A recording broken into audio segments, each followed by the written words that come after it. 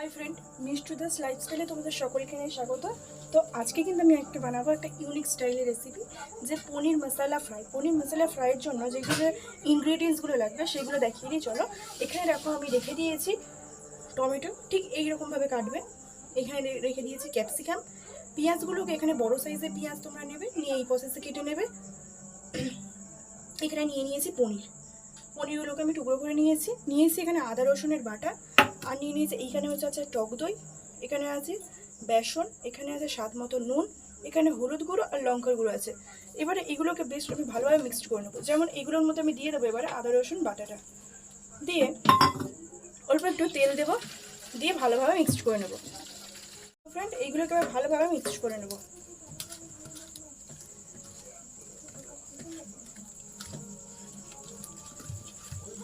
তো এইভাবে ভালোভাবে মিক্সড করে নেবে। অল্প একটু জলের জন্য দরকার পড়ে দেবে, না লাগলে কোনো দরকার নেই। তো এই প্রসেসে ভালোভাবে মিক্সড করে নেবে। ফ্রেন্ড এগুলো ভালোভাবে মিক্সড করা হয়ে গেছে। এবার আমরা দিয়ে দেবো এখানে ফার্স্ট দিয়ে দেবো পেঁয়াজটা।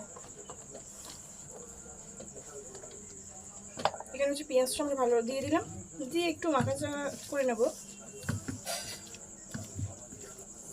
একটু মাখিয়ে এবারে দিয়ে দেবো টমেটো আর ক্যাপসিকাম।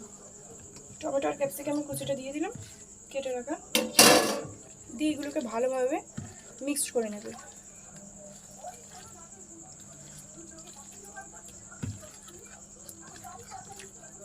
এবারে ফ্রেন্ড দিয়ে দেবে কেটে রাখা পনিরের টুকরোগুলো। এই যে পনিরের টুকরোগুলো ওপর থেকে দিয়ে দেবে। এই যে ফ্রেন্ড এবারে পনিরগুলোকে আলতো হাতে ভালোভাবে মাখিয়ে নেবে। খুব বেশি নাড়াচাড়া করবেন না, তাহলে কিন্তু পনিরগুলো ভেঙে যাওয়ার চান্সটা বেশি থাকবে। এইভাবে মাখিয়ে নিতে হবে। তো ফ্রেন্ড দেখো আমি কিভাবে মাখাচ্ছি। এই প্রসেস তোমরা মাখালে একটাও পনির কিন্তু কোনোরকমভাবে ভাঙার কোনো চান্সই থাকবে না। তো এখানে কিন্তু বেশ আমার ভালোভাবে কিন্তু মাখানো একদম কমপ্লিটলি ভাবে হয়ে গেছে। দেখো এবার এখানে আমি স্টিক নিয়ে নিয়েছি। এই স্টিকগুলোকে আমি ছোটোভাবে কেটে নিয়েছি। এখানে কিন্তু বড় সাইজের স্টিক ছিল, এই যে স্টিক, এগুলোকে আমি ছোটোভাবে কেটে নিয়েছি। তোমরা চাইলে বড় স্টিকের মধ্যেও করতে পারো বা ছোট স্টিকে, সেটা তোমাদের অপশনাল।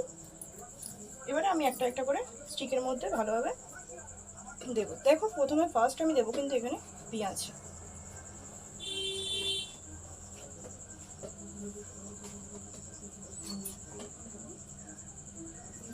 এরপরে কিন্তু দেবো আমি পনির। ফার্স্টে দিলাম পেঁয়াজ, তারপরে দিলাম কিন্তু ক্যাপসিকাম, এরপরে দেবো পনির। এরপরে আবারও দেবো একটা পেঁয়াজ, দেবো এবারে আর একটা ক্যাপসিকাম, আর দিয়ে দেবো আর একটা পনির।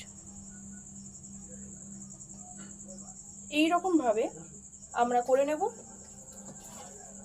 তো ফ্রেন্ড চলো এরকমভাবে করে নেওয়ার পরে দেখাই যে কতগুলো এরকমভাবে হলো। তো ফ্রেন্ড ফাইনালি কিন্তু আমার এখানে কিন্তু টিকিয়া কিন্তু কমপ্লিট হয়ে গেছে। এবার শুধু ভাজার পালা। দেখো এখানে আমি কয়েকটা হচ্ছে বড় করেছি আর কয়েকটা কিন্তু ছোট করেছি। এই যে এগুলো হচ্ছে বড় আর ছোট সাইজগুলো এইগুলো। যেই প্রসেসে করছি আপনারা এই প্রসেসে অবশ্যই বানাবেন।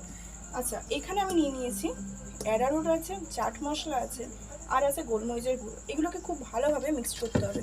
অল্প দিয়ে দিতে হবে নুন, এখানে আমি দিয়ে দিলাম স্বাদ মতো নুন। এবার এগুলোকে খুব ভালোভাবে কিন্তু মিক্সড করে নেব।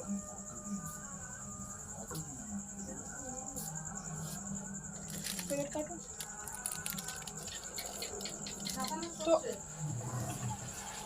সর্ষের তেল, তো এখানে হচ্ছে অ্যারারুটের পরিমাণটা একটু কম পড়েছিল, আমি এখানে হচ্ছে আরেকটু অ্যারারুট দিয়ে দিলাম। তো খুব ভালোভাবে এটাকে মিক্সড করে নিয়েছি। এখানে কিন্তু এগুলো কিন্তু অ্যারারুট ফ্রেন্ড, চাট মশলা, অল্প নুন আর কিন্তু গোলমরিচের গুঁড়ো, ব্যাস ভালোভাবে মিক্সড করে নিই। এবার কিন্তু আমি দিয়ে দেবো জল।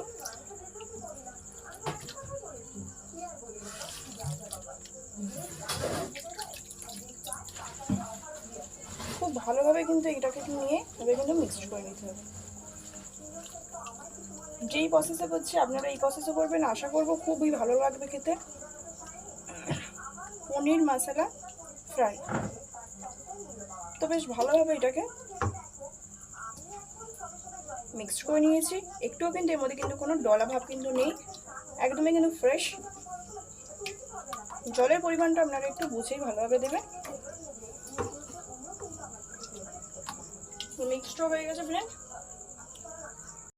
ফ্রেন্ড। এবারে কড়াটা গরম হয়ে গেছে, এবারে আমরা সর্ষের তেল দিয়ে দিলাম। আর একটু সর্ষের তেল লাগবে এখানে।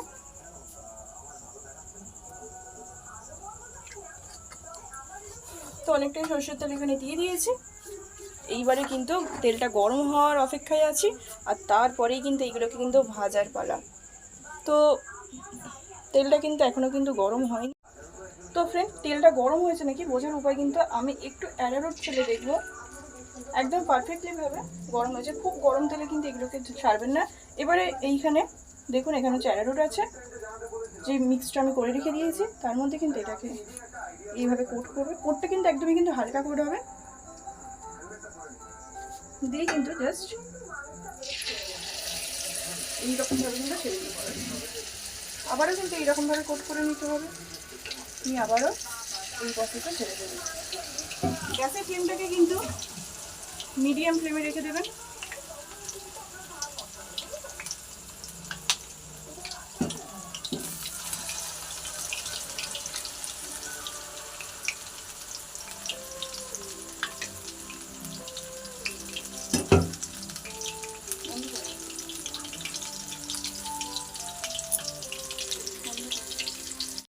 এইখানে দেখো আমার কিন্তু এখানে পনির মশলা ফ্রাই কিন্তু একদমই কিন্তু রেডি। আর এখনও কিন্তু ভাজা চলছে, এখনও শেষ হয়নি। তো এইগুলোর ওপরে অল্প একটু বিট নুন শুধু ছড়িয়ে দিন, দিয়ে এবারে পরিবেশন করুন। দেখুন তো ফ্রেন্ড, সার জিভে জল এসছে।